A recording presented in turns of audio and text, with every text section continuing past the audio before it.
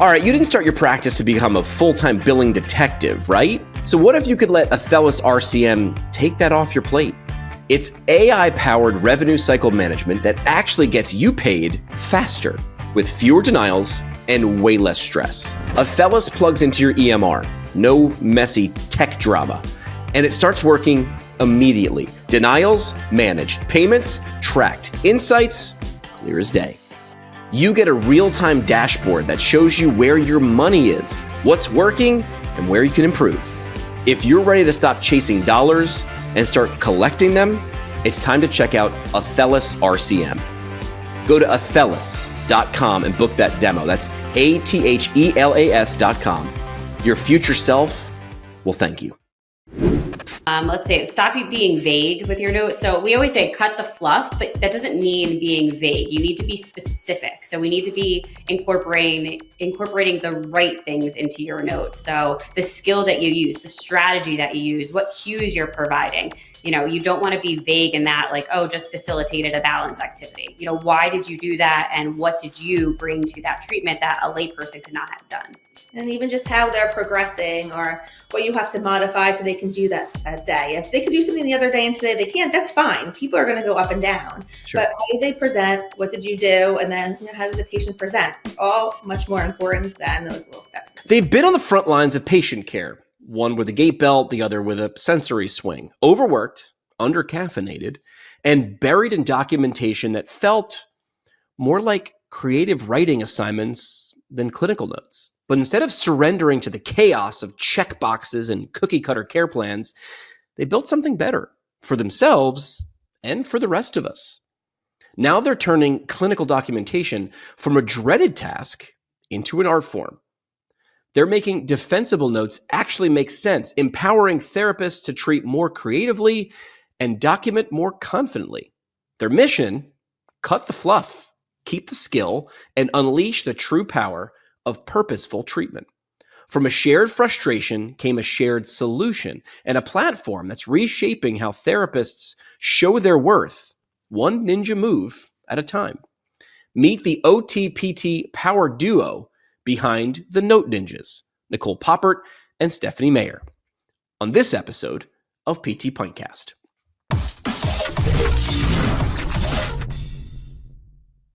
We'll do the big fancy logo thing. And they're back. The Note Ninjas are here. I figured more masks, not enough weapons. Like, where are the no weapons? All right. Well, if you had, first question, if you had weapons as Note Ninjas, as healthcare providers, what would they be? Oh man, I would say like a recording pen type of thing that I could just Good. talk and then it goes to my computer and it's done. I have that. Well, I want that. Like a goniometer? Like you could use, like a goniometer would be like what a Note Ninja might carry. You know what I mean? That's where I was. Yeah. Threaten people with ranging their shoulder or something. Yeah. All right. Introduce yourselves to the people who don't know who they are, who don't know who you are. All right. Hi, everyone. I'm Nicole. And I'm Stephanie. We're the Note Ninjas, an OT and PT duo teaching other therapists treatment ideas and documentation. That is not the first time you guys have done that. You guys are pros. We've been practicing. Yeah. All right. So let's go backwards before we go forwards, because we're talking about an event that you've put together. You want people to come. They should, because you solved the problem you wish was solved for you. You did that. Let's go back. What was your personal, each of you, your breaking point with documentation? Was there a specific, like, I'm going to pull my hair out, I can't do this anymore moment that led to the creation of you putting on the ninja, garb and becoming the Note Ninjas? What was it? I used to always say I used to bring my computer home at night and I would just be sitting on my couch, and usually I go to bed early. I'd be up to I remember being up to 11:30 at night, and it's like, all right, we need to go to bed. Like, this needs to be over. And it was just so stressful, and I just dreaded, and I wanted to see almost less patients sometimes, to do less paperwork at the end of the day. And I just really couldn't take it anymore. It was burning me out. Yeah. And I would say, my very first evaluation, it took me 4 hours. And then I had very poor internet connection at home, and I brought all my notes home, and I would literally spend 6 hours doing documentation at night because I had no idea what I was doing because nobody taught me. Yeah. It's like, well, your CI will teach you. And then figure it out. And meanwhile, the CI was taught by a CI. So it's a photocopy of a photocopy of a photocopy. And then we wind up just doing what we think we should be doing, but not what we should be doing, right? We're told all the time. I remember I was told in PT school anyway, which was document every single thing this way, you're safe. And I'm like, am I though? Like, am I really safe just because I did a lot? So you two teach therapists how to document more defensively and creatively. What does that actually look like in practice? Walk us through a common example of how a boring note becomes more of a badass note.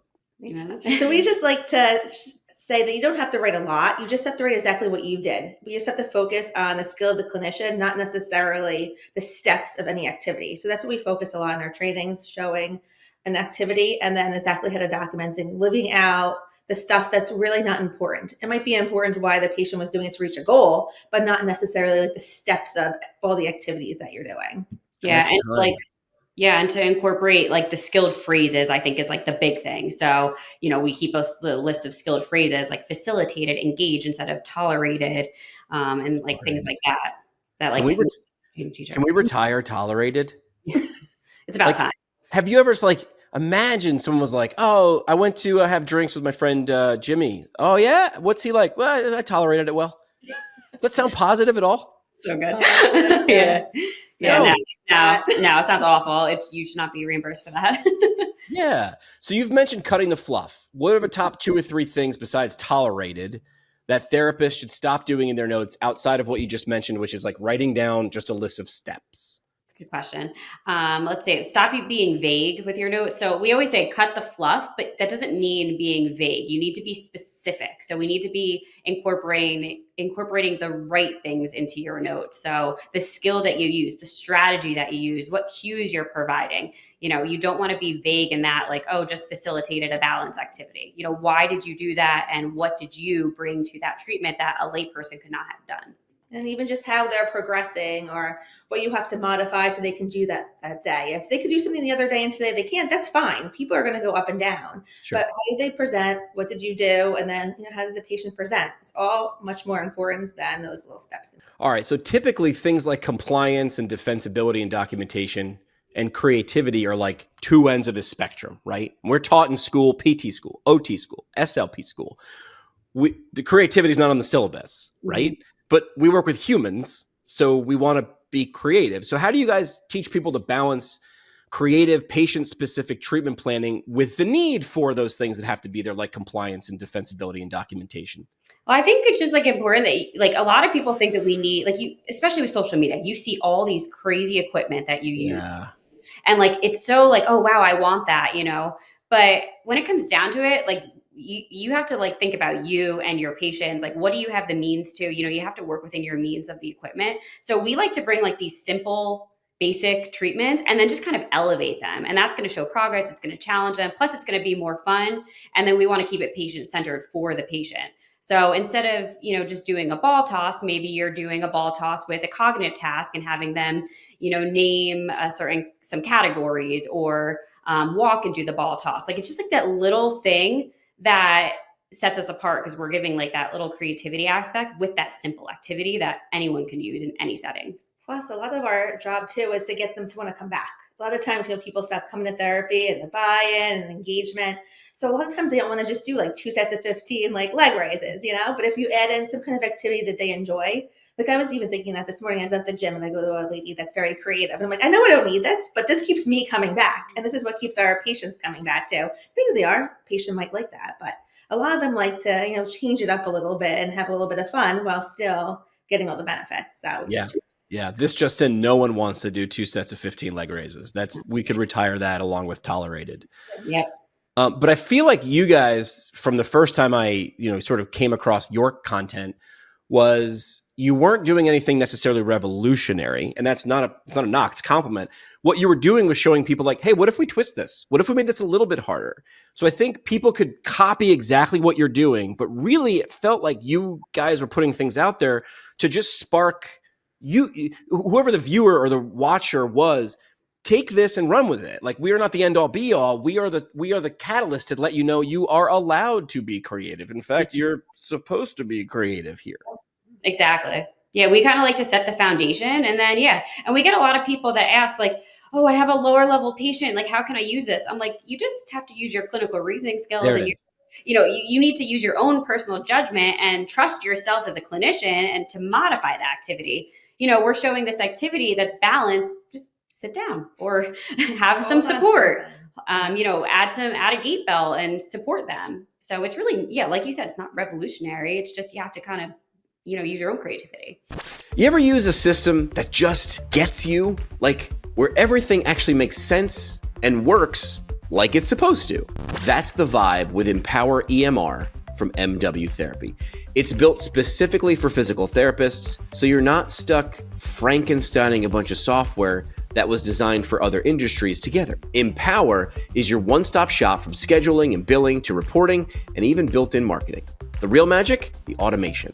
This thing works with you, filling your schedule, reminding patients, and keeping everything moving behind the scenes. Clinics are raving about how fast the switch was and how much time they're saving. If you're tired of fighting your EMR and ready to work with a system that lifts you up instead of dragging you down, head to mwtherapy.com and schedule a demo. Empower, the upgrade you didn't know you needed. It's the basics done repetitively, right? Isn't that what we're taught? Like, understand the basics. Sometimes people are on islands, right? You have solopreneurs who are out there sort of on their own. And next thing you know, I've been there. You're repeating the same thing because you're like, man, I'm not looking at anybody else in clinic. I'm not talking to people enough because I'm busy. I feel like how we consume content on devices, let's use that device for good, which is expose people to things and ideas that they might not have been exposed to in a different way. And then they can bring that with them. Everything feels like yes and, like the rules of improv. Yes. Yeah, no, totally. I mean, I was even getting burnt out because I was getting bored too. I stole exercises from Nicole, probably like one way it started. She was always the creative one. And I was always like, she doesn't have this patient with me. I'm totally taking that activity. Yeah. It made it more fun for me too and for our patients. Yeah, and she put her PT spin on it. I guess I didn't really think about it in the beginning either, especially being a PT. I didn't think about the creativity as much, but it definitely did help with me and with my patients when I started. Yeah. Now you did mention, people seeing devices and saying, I want that. And sometimes, a lot of times we wind up buying something, myself included, off of Amazon, and then I get it. And 3 months later, I'm not using it. Is there something that you guys would recommend that doesn't have to be expensive, but that actually was helpful? A lot of times it's usually cheap, simple things that cover the basic. Anything that comes to mind? Oh yeah. I would say there's three things that come to mind. One is some type of resistance band. You can use it as a visual cue. I know a lot of people hate on resistance bands for strengthening, but once again, it's as long as you're facilitating it the right way. We can get into that another time, but yeah, they're great to use. We love them for visual cues, for just props, and then a deck of playing cards. Simple as that. There's tons of activities you could do, and then a simple handheld ball that you could work. You could do grip strength, you can do balance, working on ankle stability. There's tons of ideas. Yeah, it's being creative. I was at a conference just last week, and this is not a paid ad. I'm not trying to slide in an ad, but I wound up playing with it during the conference because their booth was next to ours. Have you guys toyed around with Blaze Pods at all? That feels like a deck of cards, sort of a visual light sensor one. You guys, you're both nodding on a podcast, so I'm going to say that you want to. Cool. Yeah, we always say we want to work with them because they're so cool. So yeah, but that's the cool part. Once you see videos like yours, content like yours, the idea was there. Those are the aha moments when it was like, well, yeah, of course, it's so simple. It's like, well, why didn't you think of it? It's because sometimes being creative is hard. That's why it's a whole. But you can learn how to be creative. It's hard, but it's valuable. The juice is worth a squeeze on creativity. Yeah. And I think the treatment was just the one side of it. And because we wanted to we started with the documentation idea, but we're teaching documentation is so boring. So boring. So why don't we tie the documentation with the treatment? Because what's treatment without documentation? What's documentation without treatment? We had to put that together. And I don't know anyone who did that prior to us. I think there's some people that do it now, but I would say that we were probably one of the first groups of people that really apply the documentation to the treatment idea. And it's so easy to do that, but that's what people struggle with. I'm going to push back. It wasn't easy. It was simple, right? It was clear. It was linear, but it wasn't easy because if it was, somebody else would have done it. But of course now, imitation is the sincerest form of flattery. People are on the bandwagon. I'm sure you're probably flattered and also great. There's a lot of people that need help, more graduating every single year that are going to need this. So you're not going to run out of people that can value this information. Yeah, totally. It just means that people need it. So the more people that can get it out there, why not? All right. So you've got the Note Ninjas Summit coming up. What's this look like? What do attendees expect to walk away with? Why should a busy clinician make time for this? In person, virtual? Like, this is your chance to have at it and tee off. Okay. All right. Well, it's definitely turning out way better than we even imagined it could be. Good. So I learned about summits last year. I came back to Nicole and said, we absolutely have to do this because we have our treatments. We work with the older adult, but there's definitely other therapists too that are more specialized in different areas. We get asked all the time for neuro or for this or whatever it is. And we're not specialized in that. So we thought there was a way to bring all those people together. But we also told them they have to tie in our documentation. So we said they have to come up with a presentation for PTs and OTs, really leaving out the fluff, giving them activity ideas and ways to document it, not why they have to, all that stuff, like just straight down to the facts what the therapist can use the next day. And we tried to find a good variety of people so we could cover a lot of different topics for the older adult this one is for. Yeah, we have an insane lineup. We were really nervous, like reaching out to people, but we built like this network. I would say the past year, well, we've been doing this for 6 years, but we really came out of our shells like the past 2 years. So we've really been like building this network and relationships with other people that are online. So we have an awesome lineup of 20 plus PTs and OTs. We have neuro, home health. I can't even think of all the names. Hand therapy, acute, stroke, cardio pulm. It's insane. A good variety. Yeah, and we decided to also, we kind of been avoiding like the CEU things because whoever does CEUs knows it's not easy to get them and they like torture you. Mm-hmm. So this is going to be our first real like event that we're pre-approved for PT and OT. We got approved for AOTA and I went through the torture of getting it for most states for PT. It was torture.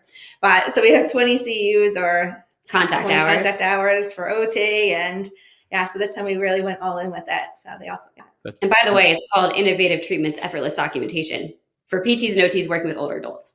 Make sure that sounds like someone who's an expert in documenting something who would rename that way. I would say.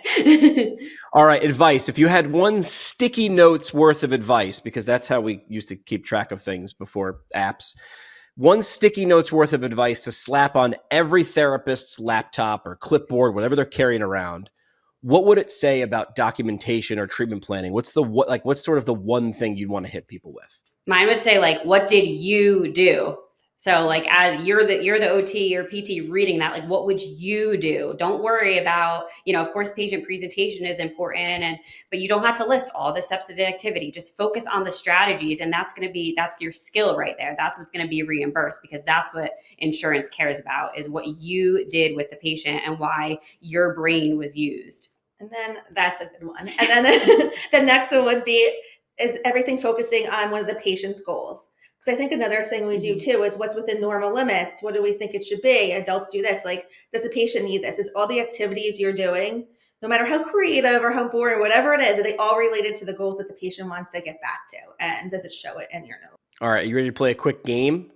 Oh, sure. I guess. We're going to call it, because you guys are famous for wanting to cut out the fluff, right? We're going to call it fluff or fire. Okay. I'm going to give you a statement, and then you two have to each shout it out. You can't team up. You have to do it individually. Is it fluff, like cut it, or fire, you keep it? Are you ready? Okay. Here's the phrase. Skilled services provided to address patient deficits. Fluff. Wait, was it fluff? Oh, fluffy to me. Patient participated in obstacle course for dynamic balance retraining. Fire.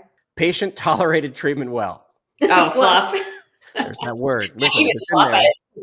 It's terrible. Just bad. Used bubbles to encourage midline crossing. Fire. Fire. Warm. All right, good. And how about continue plan of care as established? Fluff. All right, perfect. So when we put it out there in that way, it's funny and we're being goofy with a game like this, but you start to see those things that were repeated and copy pasted all the time, maybe when you were students or maybe when you were out in practice for a while. You can cut that fluff. Where should someone go to find out more about getting together and learning with the event you put together? So you can go to www.thenoteninjas.com. We will be having a pop-up for our summit and then make sure you get on our email list. That's the most important thing because that's when you'll get all the announcements about the summit. And of course, our Instagram at the Note Ninjas. We will be promoting our summit all month long. It is OT month. So we make sure that you follow us. And what can people get outside of information about the summit from your email list? You guys are constantly putting out good information. Like, just give us the high level. What can people expect in their inbox? We usually send 2 emails a week. One is always like a treatment idea with documentation. It's very simple, to the point. And then we always like to give a wrap up of our blogs and YouTubes. We put out a lot of information and all of that every week. Yeah, fantastic. Well, thanks again for doing what you do. It's needed. If it wasn't, people wouldn't be following along. That's just how this works. We're in an attention economy, and the fact that there are enough people clamoring and asking for it is saying it's needed. So you've met that intersection of, fluff and fire. Yeah, thank you. All right, ladies, as always, thanks so much. We appreciate your time. All right, thank you. Let's be real. You didn't become a therapist to be average. You've got something in you that wants more mastery, more impact, more confidence in the clinic. That's exactly what Brooks Institute of Higher Learning delivers. Their residency and fellowship programs aren't just resume builders, they're transformation zones. You get one-on-one mentoring, deep dive classwork, labs, and real-time experience inside one of the most advanced rehab systems in the country. And the best part? You're not grinding this out on the side. You get a full salary and benefits while you train with the best. Whether it's ortho, neuro, peds, geriatrics, women's health, Brooks IHL helps you become the expert you know you're meant to be. Check out brooksihl.org to learn more and take that next step.